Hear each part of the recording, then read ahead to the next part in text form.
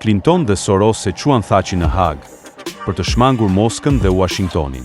Kosova e varur është produkt i ndërhyrjeve të ish-presidentit Clinton, rrymës antiruse të globalistëve amerikan, krijuar në një kohë me një Boris Jeltsin president të Rusisë, njëri i dobët dhe pa staturë politike.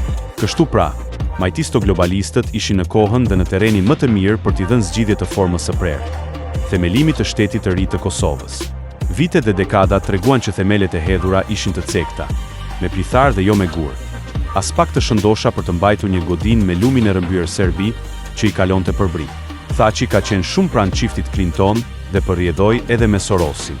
Presidenti Thaçi i dha urdhrin e lirisë, ish-presidentit Bill Clinton për rolin dhe ndihmën e tij dhënë Kosovës, duke i quajtur atë gur të qoshës. Por ja që nuk na pas ka qenë gur Billi, por Ferizoj. Për 78 ditë, NATO bëri një fushat bombardimesh e Serbi, në fund të vitit 1998, në një konflikt gjatë të cilit u vran 10.000 njerëz. Clinton dhe Albright ishin urdhëruesit e NATO-s për bombardime, dhe më pas ishin po këta, që i ulën dy vendet për bisedime, për të vendosur paqen pas lufte. Kush e solli Thaçin në krye të Kosovës? Patllakja e UÇK-s apo Clinton?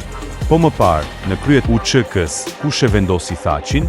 Shokët e tij andartë, apo një dorë e fshetë?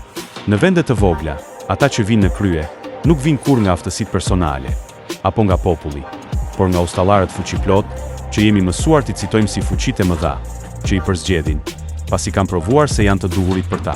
Më pas, Fondacioni Soros bëhet embrioni i idesë për shkëmbimin e territoreve mes Kosovës dhe Serbisë. Këtë fakt, mes raportit të vetë fondacionit, e njeh i madh dhe i vogël. A ka qenë Thaçi dakord me këtë shkëmbim? Padyshim që po. Në muajin prill të vitit 2018, George dhe Alex Soros vizituan Beogradin, Prishtinën dhe Tiranën. Këtë tregon qendra zhvendimarrëse e sollën në akord për të pranuar shkëmbimin e territoreve. Ato që ndonjëherë dëgjoheshin nëpër televizione dhe emisione bajate, apo ato vallaha për plasje nëpër takimet me Mogherinin dhe Ben, ishin hyjsyve popullit të Bukës së Përditshme. Gjatë asaj periudhe, Soros ka qenë me 10 herë në këto territore dhe në linjë të hapur me udhëheqësit e 3 vendeve. Pikërisht për këtë çështje, majtisto globalistët planifikuan rihartëzim të Ballkanit dhe kryesisht në territorin serbo-kosovar, si dhe një Ballkan perëndimor të unifikuar në drejtimin e Serbisë.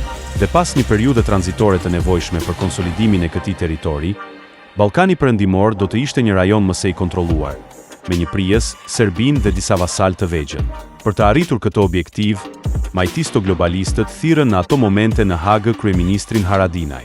E bën këtë pikërisht për ta larguar këtë filo-amerikan që nuk po pranonte shkëmbim territoresh dhe po u frenonte implementimin e planit strategjik. Haga e thirri Haradinajn dhe ai u dorëhoq. Përrjedhoi erdhën zgjedhje të parakohshme, dhe ato zgjedhje sollën në pushtet kriptokomunistin e lëvizjes Vetvendosja, Albin Kurti.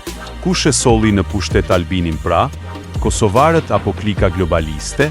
Por më pas, nën presidencën e parë të Trump, ndërhyrja urgjente e Amerikës dhe Moskës për t'i dhënë një zgjidhje çështjes, tronditën Berlinin, Sorosin dhe çiftin Clinton.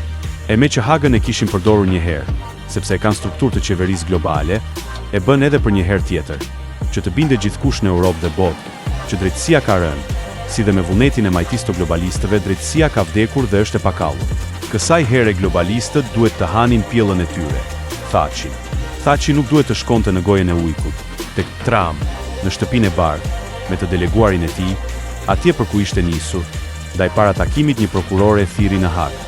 Vetëm kaq, tjetër arsye nuk ka.